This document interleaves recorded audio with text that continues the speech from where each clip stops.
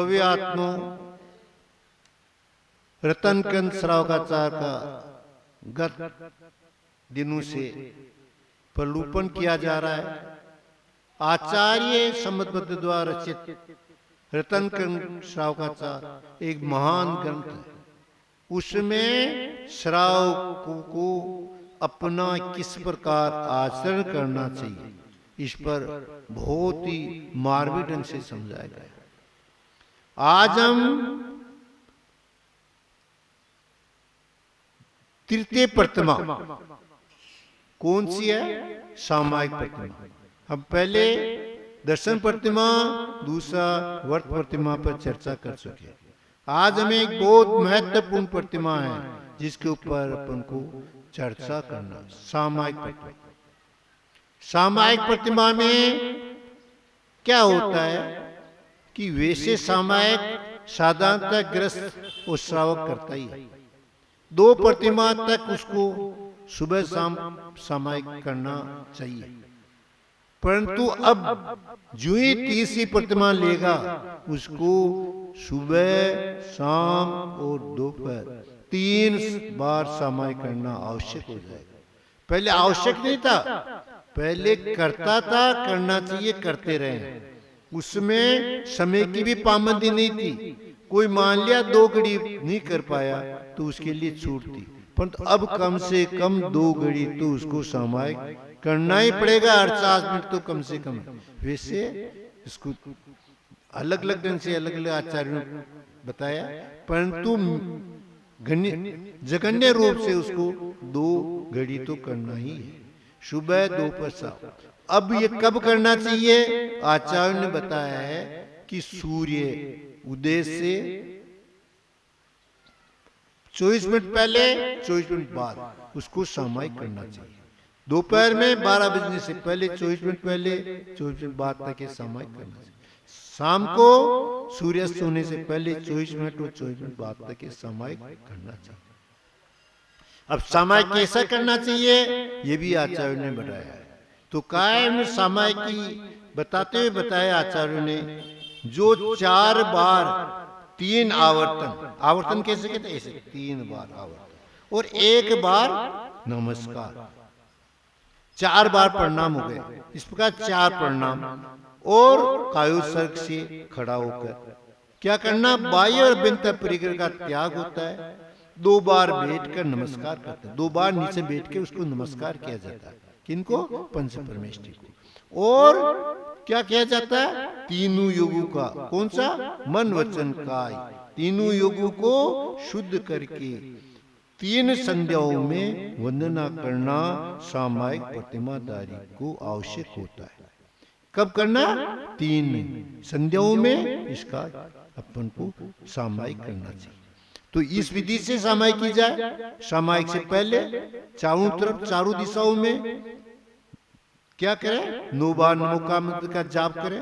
अनंत सिद्धाचार्य पद ऐसे साधु सबको जो जो विराजमान है चारों दिशाओं में नमस्कार करके अपन को सामायिक प्रारंभ करना चाहिए। सामायिक के अंदर क्या करना चाहिए? एक प्रश्न आता है। सामायिक के लिए कहता है, इसका अर्थ होता है सामायिक मतलब किसके? आत्मा के समीप जाना सामायिक कहलाता है। क्या?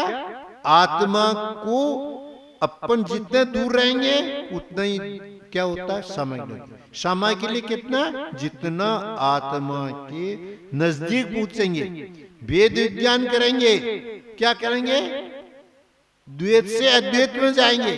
द्वैत किसे कहते हैं? जब आत्मा और शरीर के प्रति जो विचार करते हैं द्वैत होता है, परंतु अद्वैत मतलब आत्मा में रमण हो जाना अद्वैत होता है।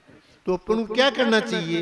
सामायिक के टाइम सारे सावधि हो, जितने पाप कार्य है उनको सबको त्याग दे, अपने पास जो परिग्रह सबको त्याग दे और अपन को संभाव, क्या? किसी प्रकार से राग द्वेष नहीं है, इस प्रकार करके अपन को 48 मिनट सामायिक करना चाहिए। महाराज ये तो हम सबके पार नहीं पड़ता। अरे भैया सामायिक तो सब श्रावक को, सब गृहस्थी को वैसे भी करना चाहिए। ठीक है, आप प्रतिमा धारण नहीं ले रहे हो, प्रतिमा धारण नहीं करते हो, परंतु फिर भी आचार्य ने उपदेश दिया है कि सामायिक तो हर एक व्यक्ति को करना चाहिए। सामायिक के समय अपन को किसी प्रकार का विकल्प नहीं रहे, उस प्रकार सिर्फ चिंतन करें कि मेरी आत्मा मेरे शरीर से अलग है, आत्मा का कोई मरण नहीं होता है, शरीर का जो आत्मा निकल जाए शरीर जो रहता है उसका मरण होता है। क्यों मैं इसे राग करूं, मैं क्यों इसे अपना समझूं, अपना जो है शरीर नहीं है तो क्या कुटुंब परिवार कबीला ये अपना है, नहीं। इस प्रकार का चिंतन करें। ये जो चिंतन करते जाओगे आप, द्वैत चिंतन करते जाओगे, आत्मा में लीन हो जाते, क्या द्वैत से अद्वैत में पूछोगे, आप अपने को सब चीज भूल जाओगे। जो संकल्प है, जो राग द्वेष है, जो सब चीजें खत्म हो जाएगी। पर इसके लिए अपन को क्या करना पड़ेगा भैया, थोड़ा पुरुषार्थ करना पड़ेगा। इस स्थिति के लाने के लिए पद्मासन से आसन लगाओ, बाएं हाथ पे दाएं हाथ रखो और अपनी नासाग्र दृष्टि, नाक पे दृष्टि रख के आत्मा का चिंतन करें। ये नहीं करें बातें करने ले जाए, कोई शामाई करते कोई आ गया तो उससे बात करने ले जाए, उससे चीत करने, उसको कहते क्या कर रहा है, क्या कर रहा है, कोई कर रहा, कोई भी उपसर्ग आ जाए तो उसको क्या करेगा। आचार्य ने कहा है कि शामाई करते समय वह मुनि के बराबर है। जिस प्रकार मुनि पर कोई उपसर्ग आ जाए वह सहन करता है, उसी प्रकार यदि कोई श्रावक भी यदि समाय कर रहा है, उसके किसी प्रकार के उपसर्ग आगे देवकृत हो सकता, मनुष्यकृत हो, तेंसकृत हो सकता है और दूसरे भी उपसर्ग आ सकते हैं, तो उनको बराबर सहन करेगा। उसके ऊपर यदि किसी ने कपड़ा डाल दिया है तो सामायिक तक उसको नहीं हटाएगा। भैया ये सामायिक होती है, सामायिक को विकल्प नहीं होता है, सामायिक में भाईबंदी नहीं चलती है, कोई दोस्ती नहीं चलती है, कोई आ गया चल गया कुछ नहीं। उस टाइम तो उसको अपनी आत्मा का ही चिंतन करना चाहिए। साधु भी सामायिक करते हैं, परंतु श्रावक क्या समझते हैं कि महाराज समय कर रहे हैं, उस टाइम कोई ध्यान नहीं देते। उस टाइम में महाराज का अपना टाइम खराब करने के लिए आ जाते हैं। बंधु सदा ध्यान रखो, सामायिक काल में किसी को भी अपन को क्या डिस्टर्ब नहीं करना है, किसी प्रकार उनकी क्रियाओं में बाधा नहीं डालना है। सामायिक का समय बड़ा अमूल्य होता है। सामायिक के बाद आदमी इतना फ्री हो जाता है, इतना हो जाता है कि अपनी सारी विषय के सामने से, वो चिंता से, फिक्र से, अपने मस्तिष्क की सारी समस्याएं खत्म हो जाती है। जितने शुद्धता, जितने विचारों में निर्मलता सामायिक के बाद आती है, इसके वैसा दूसरे समय आती है। वैसे साधु के लिए तो सामायिक हर समय होता है, सामायिक नहीं होती है साधु की, साधु के देव वंदना होती है। सामायिक साधु तो हर समय सामायिक में रहता है। सामायिक का मतलब साम्य भाव, तो साधु के सदा साम्य भाव होता है। किसी प्रकार का किसी राग देश मोह कुछ नहीं होता, सब उसके लिए बराबर है। कोई मित्र आवे चाहे दुश्मन आवे, साधु के लिए इसलिए उसको साम्य भाव का है। परंतु फिर भी उनको सामायिक के लिए देव वंदना उसको 3 बार करना आवश्यक है। 3 बार देव वंदना करना आवश्यक है। वैसे 4 बार भी कहा आचार्यों ने कि रात्रि की 12 बजे की भी संध्या में भी की जा सकती है।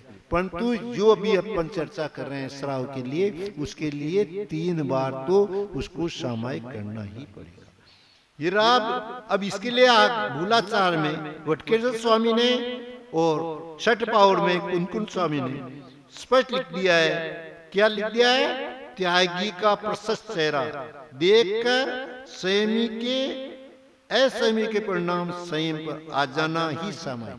क्या कितनी बड़ी गहन बात है कि जो सामायिक करने वाला है या जो साधु होता है उसका चेहरा ये नहीं होता है, क्रोधित नहीं होता है, इस प्रकार नहीं जो मुंह नीचे करके बैठा, उसका हर समय चेहरा प्रफुल्लित रहता है, खिला हुआ रहता है। उसको देख के और किसी की असंयमी के भाव भी संयम की ओर दूर जाता है।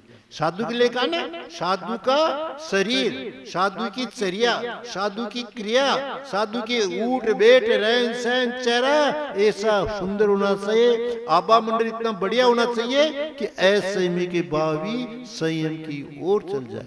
ऐसे वटकेश्वर स्वामी और कुनकुन स्वामी ने लिखा है तो कोई ये बात नहीं है। तो हर आदमी को उसी प्रकार यदि आप श्रावक हैं, आप समय कर रहे हैं, तो आपका चेहरा चमचमाहट करता हुआ रहना चाहिए, खुश होना चाहिए, आपके अंदर उल्लास होना चाहिए। किस बात के लिए? कि मैं अपनी आत्मा के पास जा रहा हूँ, इस प्रकार के भाव होना चाहिए। ये नहीं उसी टाइम ऐसा रोआ मुआ में करके बैठ जा कि मुझे मेरी समय करनी पड़ रही है। अरे करनी पड़ने से काम नहीं है, तू तो अपने उल्लास से काम करे तो उसका फल मिलेगा, और करनी पड़ रही है तो जो आपको मिलने वाला फल वो नहीं मिलेगा। तो किस उत्साह से करना है? कि मैं बड़े आनंद से कर रहा हूँ। इसीलिए उमा स्वामी ने, पूज्य बात स्वामी ने सर्वा सिद्धि में, और उमा स्वामी ने तत्वा सूक्त में लिख दिया है, जगत काय स्वभाव संवेग वैराग्य। तो जगत के स्वभाव है क्या? स्वभाव क्या? वैराग्य। तो इतने वैराग्य परिणाम हो जाए साधु के लिए और किसी दूसरे श्राव के लिए भी कहा है कि अपन को परिणामों में इतनी शुद्धता लावे, शुद्धि लावे कि अपना क्या संसार से भोगों से क्या दूर हो जाएं। इस संसार से भोग में जो इतना अपन फंसे हुए उनसे हम किस प्रकार दूर रहें, इस प्रकार का चिंतन करें। उससे क्या होगा?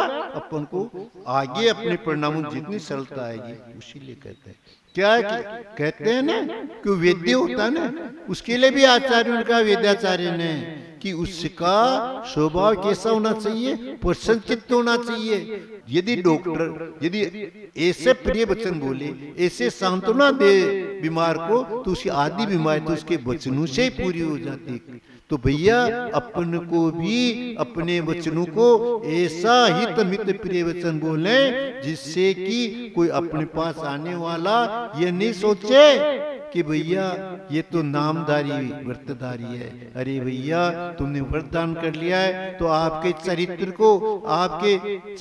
को रहन सहन खान पीन को ऐसा बदलो कि आपको ये पता लगे कि वास्तव में व्रती है। बनावटी काम नहीं करना है। सामायिक इसलिए नहीं करने के साहब नियम ले लिया इसलिए। अरे सामायिक करना इसलिए कि अपन को अपनी आत्मा को पवित्र बनावे, अपनी आत्मा जो दोष है उनको निकालें, अपने जो दिन भर में किए हुए दोषों का चिंतन करें और उस दोषों को अपन अपने हिसाब से उनको निकालें, प्रायश्चित लेके निकालें, गुरु के पास जाएं। तो ये सारी क्रिया अपन को होती है, परंतु सामायिक में जो अपन को क्रिया बताई है उनके अनुसार अपन को करना चाहिए।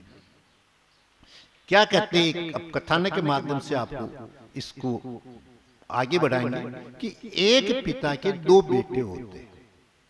दो बेटे होते हैं तो वे क्या कहते हैं? दोनों बेटे कहते हैं कि राज मुझे मिलना चाहिए। हर आदमी चाहता है भाई मैं राजा बनूं, पर देखो राज्य किसको दिया जाता है? राज्य नीति कहती है कि जो योग्य है उसको राज्य दिया जाता है। ये नहीं राजकुल के अंदर पैदा होने से वह राज्य का अधिकारी हो गया, या बेटा बड़ा बेटा है राज्य का अधिकारी है तो वह राज्य। अरे भैया यदि उसमें योग्यता नहीं है तो राज दे दोगे तो क्या होगा? राज्य उसके ऊपर कोई दूसरे आएंगे, राजा उसको क्या राज छीन ले जाएंगे, युद्ध करके हरा देंगे। तो भैया का नीति में कि राजा उसी को बना जाए जो योग्य हो। तो राजा ने उसकी परीक्षा करने के लिए क्या किया कि दोनों बेटों को उसने कुछ जैसे उसको 10-10 रुपए का उदाहरण दिया कि 10 रुपए दिए, दूसरे बेटे को 10 रुपए दिए। अब क्या करता है भाई? उसको कहा कि इसको इस कमरे को भरना है, जो एक कमरा बताया इस कमरे को इससे 10 रुपए से भरना है। अब एक बेटा था बड़ा, वो ज्ञानी था, तो उसने क्या किया? अपन को बेटा ऐसा करो कि ये जो नगर पालिका आते हैं ना, ये कचरा लेके आती है ना, तो उसको एक ड्राइवर को रोका, और भैया ऐसा कर तुझे 10 रुपए दे तो चलिए कचरा यहाँ डाल दे कमरे में। तो वह ड्राइवर तो सर नगर पालिका कब्जा फोकड़े में 10 रुपए मिले, अपना क्या वहां नहीं डाले यहाँ डाल दे। उसने डाल दिया और कमरे को भर दिया। अब कमरा बहुत भर गया, बुदबू हो गई, सारा कमरा ऐसे बुदबू करना। अब उस दूसरे जो छोटा बेटा था उसने कहा भाई मुझे इस 10 रुपए का क्या करना चाहिए, कैसे कमरे को भरूं? तो उसने क्या किया?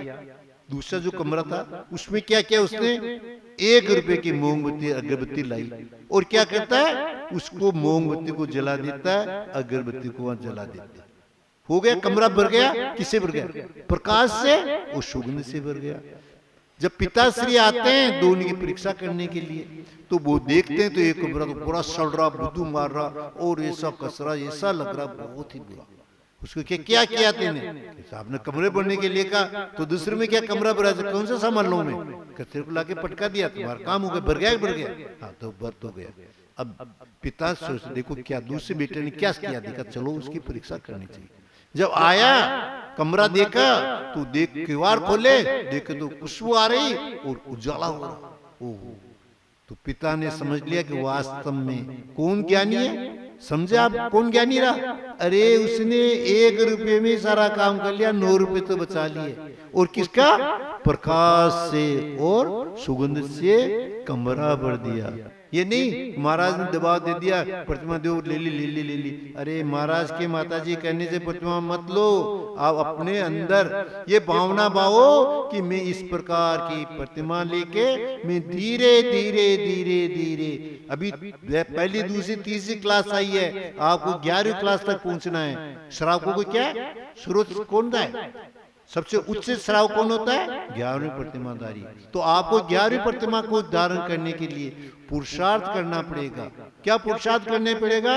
इस प्रकार की 1 2 3 प्रतिमा ली, फिर आगे आपको बढ़ना पड़ेगा। तो क्या हो, आप कहाँ पहुंच जाओगे? 11वीं प्रतिमा पहुंच जाओगे।